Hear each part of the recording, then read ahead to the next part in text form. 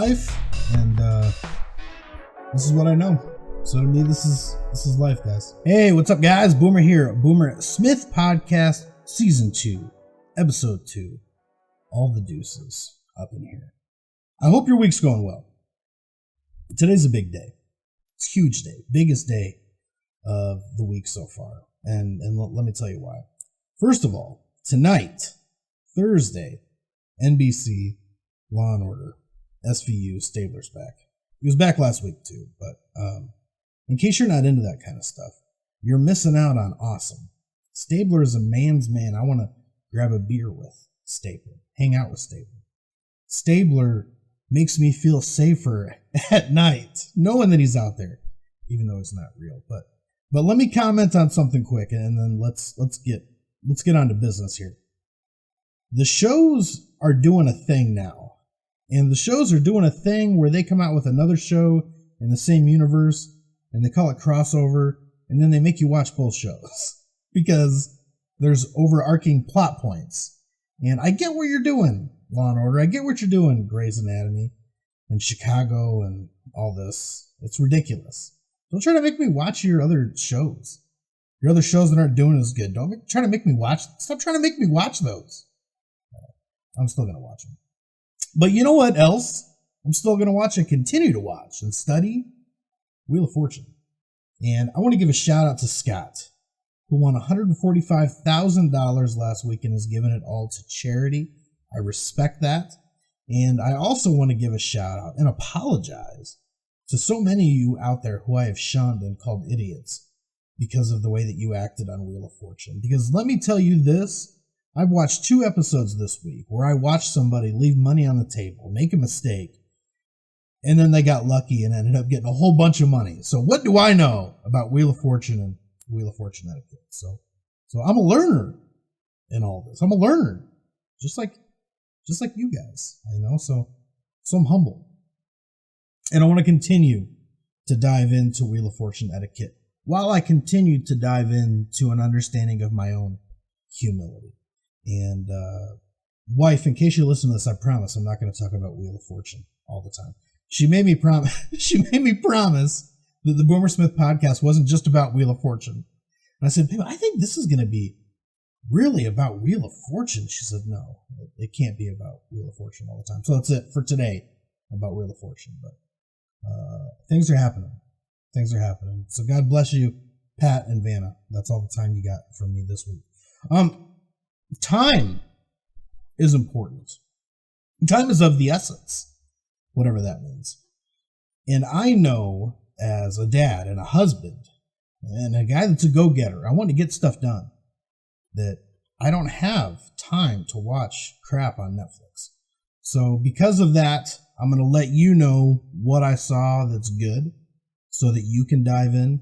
And let's give it to you quick this week, okay? Biggie, I got a story to tell. Documentary about Biggie Smalls. It's good. That's good. Yeah, that's it. That's all I got. It's good. Not one for the kids though, but it's good. And I tell you what, and because Boomer Smith, the Boomer Smith podcast is hip hop, let's give this a little bit more time. I love Biggie Smalls. I love rap. I love rapping, and he is a guy that I could listen to everything that he has. And like I said, it's not for the kids, but the 90s and rap and hip hop shaped a big part of who I am as a person, as a character. It's a person with character. Let's put it that way. And in that too, there's a guy named DMX. Maybe you've heard of him. If you haven't, don't look him up. This part isn't for you. But as of today, that when I'm recording this or whatever, it looks like he's on life support. He overdosed. And, just prayers for his family. Because here's the thing. This is a guy that I have followed since I was a teenager. His music, stuff that my buddies and I listened to all the time back in the day. And I've watched interviews and videos of him, over the last 20 years or whatever, of a guy battling demons, drugs, alcohol. grew up on the streets. A lot of his music, is considered gangster rap. So talking about, his real life situation, stuff that I've never experienced. I'm as middle class white fancy as they get, but his music was an outlet for me because, I could explore frustrations through this guy's lyrics. And his journey has been a faith journey. Like I said, he battled demons. I think that this guy knew Jesus, and I heard him talk about his faith. So, realistically, as we get older, folks, we're gonna, really look back on some of these people and see how their lives went, but then also reflect on, a period of time where they touched, our own lives. And not to mention, DMX also has a tattoo on his back that says "One Love Boomer" because of a dog that he had. He loved that dog so much. And his own words, paraphrasing, he said because he felt more attached to his dog than he did really any human beings. And I got a dog. I love my dog. I got a 3-legged dog named Angel. They're cheaper when they have 3 legs, just so you know. So to honor DMX this month, this is what we're going to do. So I've got lyrics of his that I'm going to insert into every episode of the Boomer Smith podcast. I challenge you to tell me what they were. So just casually, nonchalantly, I will insert DMX lyrics into the Boomer Smith podcast content. And so there's your challenge. You're not going to win anything or anything like that, but if you live in the area, I'll buy you a beer, a cup of coffee, whatever beverage you choose. So, prayers for DMX, man. Hate to see that. Substance abuse is a demon of its own, and regardless of how together we can have all these areas in our life, it has a lot of power to bring people down. Let me soften this up a little bit. As a dad, I obviously don't listen to DMX with my kids, but I do try to create good habits and good memories and stuff for them. So, happy Easter. We had Easter, and it's a holiday where we like to go to church, and we haven't physically gone to, a regular church service in a while. It's a weird world right now. But did you know that kids like Easter baskets and candy and stuff? Who knew that? Who knew that? Not my wife and I. Well, my wife knew, but anyways, we remember when I said I was going to stop saying anyways? Hold me accountable to that. Help me get better. I'll help you get better. But Easter baskets, the kids like them. We kind of just didn't get around to it this year. Sort of spaced it. Probably my fault. Usually is, so we'll blame it on me. But as I was talking to my wife, I was like, okay, well let's do this. We got stuff going on. Let's do a Monday Easter egg hunt with some baskets. I'll get stuff. So in my mind, I'll stop at Walgreens, of course. Walgreens, 24/7. Friends of the podcast, probably. So I go to Walgreens, get some candy and stuff. No eggs. Missing some stuff. But it was all half price. So I want to give you this. All of that candy was half price. I saved a bunch of money on Easter candy. So now let me give you this, though, as well. I went to 3 different locations to try to find these plastic Easter eggs, which we apparently throw out every year and don't save. And they weren't there. And couldn't find baskets, either traditional Easter baskets. So I used birthday bags from Walgreens. They didn't say happy birthday. They were generic-ish. But so then couldn't find those eggs, so I found some marshmallow eggs, and because I felt guilty as a parent, and more because my wife felt so bad about this, so I inherited some of her guilt. I ended up taping dollar bills to all the little marshmallow eggs. So here's how this went down. I saved money on Easter candy by buying it the day after Easter. When? On top of that, though, then I felt so guilty that I ended up just giving my kids a bunch of money. So here I thought I was onto something to celebrate the holiday after the holiday. Then I ended up probably spending more than I would have anyway. So I want to try to teach you something there, and I don't know what that lesson is for sure, but just try to learn from my mistakes. Easter is what Easter is. Do it on Easter. And just so you know, the Monday after Easter, you're not going to find those little plastic eggs anywhere. They don't exist. They don't. They all melted down or they're under your couch cushions. somewhere. But Easter, happy Easter. He is risen indeed. Now let me tell you something else that Easter happened last week, but let me tell you something else that happened. My stomach hurt a little bit. And sometimes when our stomachs hurt and our bodies don't feel as good as we would like them to, we have to really understand, what am I putting in my body? Now, if you know me and you know the podcast, you know that I'm a huge fan of branched chain amino acid energy drink from Optimum Nutrition. Who refuses to support the podcast? But they're friends of the podcast. They think my work is great. I can read you that email again if you need me to. They said, keep up the great work.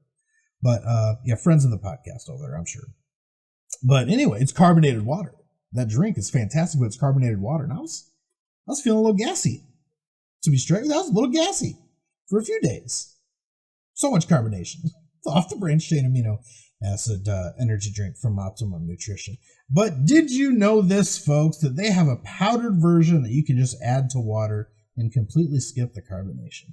So thank you again, folks, at Optimum Nutrition. Regardless of your decision to not sponsor the podcast, I will continue to support your product and continue to let people know how it's changed my life in such great ways.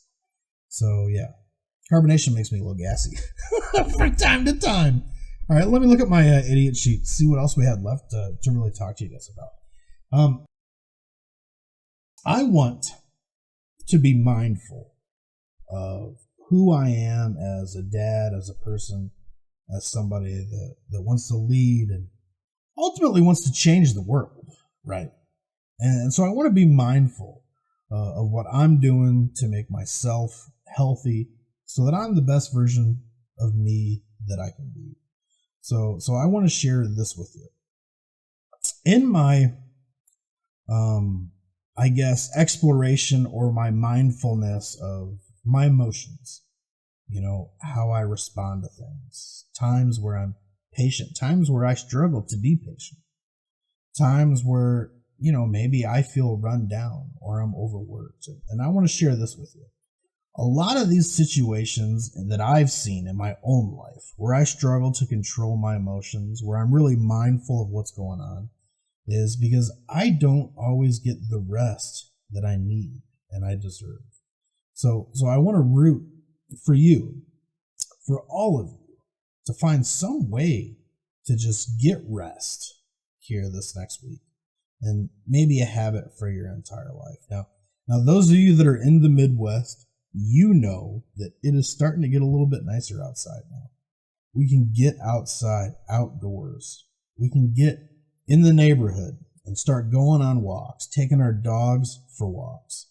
And those of you that have kids, I want to challenge you to do that with your kids.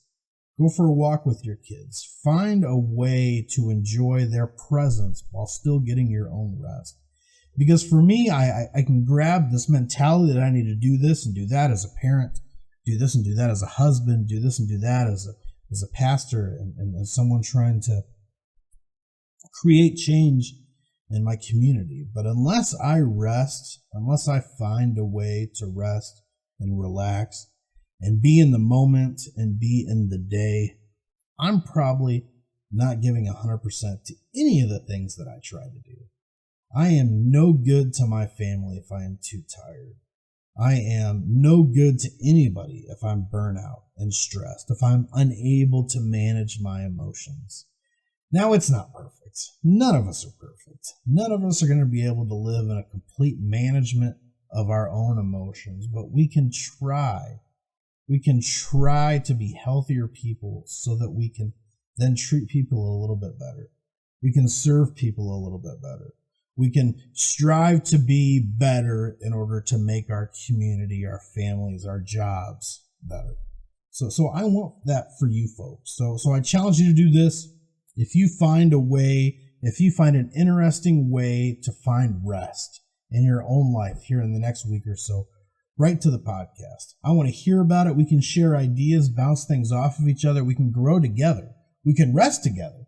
I mean, maybe not hang out and rest together, but we can learn from each other. So here's what I've been doing, and that's just going outside with a football, basketball, whatever, and just walking around with my kids. If we're just out in the garage, we're out in the sidewalk, we're out in the grass, yard, walking down to the park, whatever. But I mean, that's it. But then in that place to be mindful of where I'm focused, because quite often, for me at least, I can get my phone out and think I got to do this, I got to do that. And then really I'm missing out on that moment, that intentional time to rest and relax and just completely enjoy life. Because we tend to take things too seriously. We tend to put a little bit more importance on our shoulders than we really need to be taking on, guys. Although I think you're important, and because I think you're important, you deserve to rest. You need to rest, because I need you out there doing the stuff, whatever the stuff is that you do. I love it though, and I love you. And I love the energy coming from you folks as we continue into season 2 of the Boomer Smith podcast. So I do want to give a shout out real quick, and that's to the folks in Belgium.